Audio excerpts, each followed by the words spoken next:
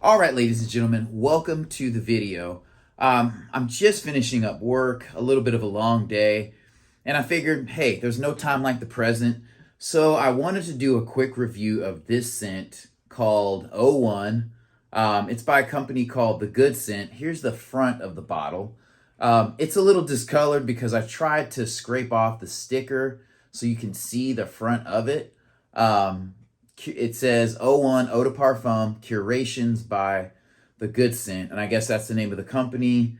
The bottom has a sticker here, but it's impossible to read. I've tried under multiple types of light. It's really not legible. Here is the back of the scent. And what sparked my curiosity with this scent is that it just has three notes: Italian lemon, oak moss, and smoked teak wood. And it's a pretty classy bottle. So I found this for $10 at TJ Maxx. So that's an easy blind buy. If it flops, then I've only spent $10, and they keep their colognes in cases or their fragrances in cases, which I totally get. Didn't smell it, just bought it blind. I thought, it looks like a pretty sophisticated bottle, just simple, classy, I should say. And then with the three ingredients, I was like, wow, okay, that's an eau de parfum with three ingredients. Maybe it's a super sleeper because I haven't seen any reviews of this online, and I've only seen it for sale on eBay. But I'll just jump right into it. I do not recommend this scent. It smells a lot off the initial spray like English Laundry Cambridge Night. And presentation wise, this bottle's nice. It has good weight. The writing's very legible, straightforward. It's not trying to do too much. So I figured they're not trying to cheat you or hook you in with a bunch of colors and calligraphy and whatnot just to buy it. And then at $10, yeah. One of the things I don't like is when you take off the cap, it disconnects. So that's not a big deal. I mean, it's $10. It's a discount retailer. So I was thinking, and this got a little wet, it could be a decent scent, and when you buy from a discount retailer, the caps could be missing, could be broken, who knows. You just want to make sure the atomizer works, and this one does, and it actually works pretty well. So it sprays well, and again, this was a blind buy. When I got this home, I sprayed it, and I have two bottles. At the time, I had three bottles of the Cambridge Night, and I sprayed them side by side, and I thought this smelled like 90% similar to Cambridge Night. And I kind of left the room and came back. I sprayed them in different areas, and I could tell there was a bit of a difference. This one is not as fresh as it dries down. And this one only has three notes. So it has Italian lemon, oak moss, and smoked teak wood.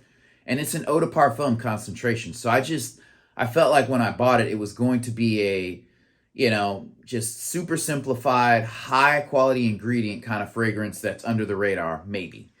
And it smells good on the initial spray, and it does smell very similar to Cambridge Night. Now I would say on the initial spray, probably about 75%. But as it dries down, it does not have the complexity of Cambridge Night. Not that Cambridge Night is a super complex fragrance, but its notes are blackcurrant for the top notes, C notes, grapefruit, musk, lily. Mid notes are bay leaf, guaiac wood, jasmine, and then base notes are cedar, oak moss, and patchouli. So my nose isn't the best, and when I spray this, like I said, it smells super similar, but as it dries down, it smells a lot more basic, and it smells a little bit heavier, less fresh than Cambridge Night. And Cambridge Night to me isn't like a super fresh fragrance. It's not like a shower gel type fragrance. But it's definitely more complex and more layered than this fragrance, which is okay. And I'd be okay with this if it lasted. So that's the next thing. It doesn't last. So when you spray it on, I probably get like 1 or 2 hours, and then it kind of fades down. And like I said, on the initial spray, it smells a little bit brighter. But again, in the dry down, I think it just goes down to like oak moss and teak wood. The lemon kind of goes away.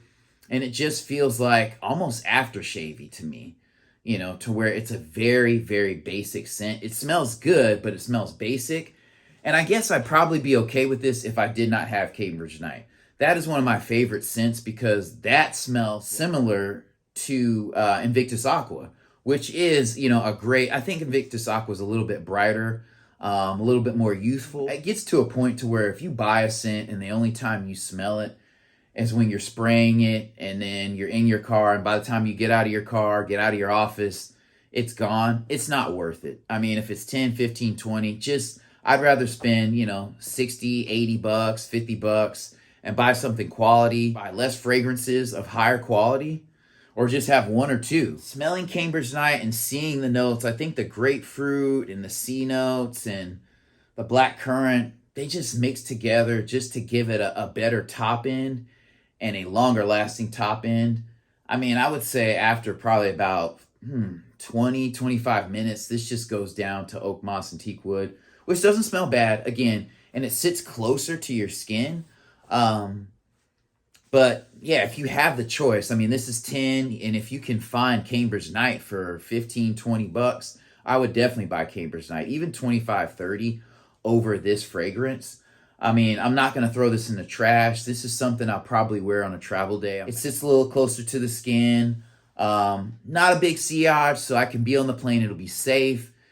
In the stale air of a plane, airport, Uber, it will probably, you know, create a little bubble for me. That is pleasant, but I would not buy this again, even at $10. So, you know, it doesn't last, and it just smells more basic to me. And that's my take. All right, and then additionally, when I would wear this fragrance, I would wear this fragrance in the afternoon, evening. I mean, you could wear it to a brunch, but I would say it's more of a dinner fragrance. It does feel a little bit heavier than Cambridge Night, like I said. Age range, I'd probably say 30 and up on this. I mean, age, I really try not to put age restrictions on fragrances, but you know, this one doesn't smell super youthful and super bright. You could wear this around the office, wear this while you're traveling. It's not going to knock anyone out after 15 minutes or so. And it's an Eau de Parfum, so I kind of expect it to sit close to the skin. All right, and you'll have to excuse my wall. I changed offices and there was some stuff up here, so kind of had to declutter, still putting things together. Not a big deal, but thank you for watching.